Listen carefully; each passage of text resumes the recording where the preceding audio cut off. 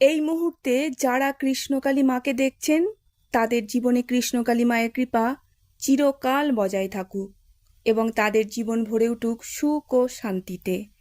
আসুন আমরা সবাই একত্র হয়ে প্রার্থনা করি, কৃষ্ণকালী মায়ের মন্ত্রের জয়ধ্বনি করি। জয় কৃষ্ণ কালী মায়ের জয়, জয় সোনা মায়ের জয়, জয় মঙ্গলা মায়ের জয়। কারণ আমাদের মায়ের প্রতি এই ভক্তি আমাদের জীবনযাত্রাকে অলৌকিক করে তুলবে। জীবনে চলার পথে আমরা হোঁচট খেতেই থাকি, আর তখনই প্রশ্ন আসে ভগবানের প্রতি। কারণ সুখ যখন থাকে তখন ঈশ্বর কখনোই স্মরণে আসে না। দুঃখেতেই বলি, হে ঈশ্বর, তুমি কি আদেও আছো? হ্যাঁ, অবশ্যই উনি আছেন।